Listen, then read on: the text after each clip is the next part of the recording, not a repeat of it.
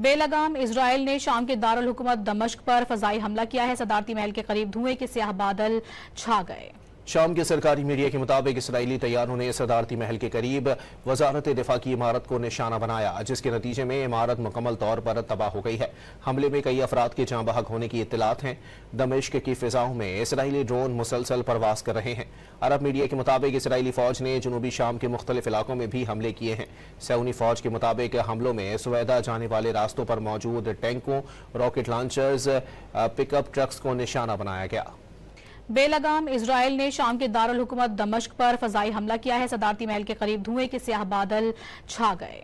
शाम के सरकारी मीडिया के मुताबिक इसराइली तैयारों ने सदारती महल के करीब वजारत दिफा की इमारत को निशाना बनाया, जिसके नतीजे में इमारत मुकम्मल तौर पर तबाह हो गई है। हमले में कई अफराद के जाँ बहक होने की इत्तलात हैं। दमिश्क की फिजाओं में इसराइली ड्रोन मुसलसल परवास कर रहे हैं। अरब मीडिया के मुताबिक इसराइली फौज ने जनूबी शाम के मुख्तलिफ इलाकों में भी हमले किए हैं। सऊदी फौज के मुताबिक हमलों में सुवैदा जाने वाले रास्तों पर मौजूद टैंकों, रॉकेट लॉन्चर्स, पिकअप ट्रक्स को निशाना बनाया गया।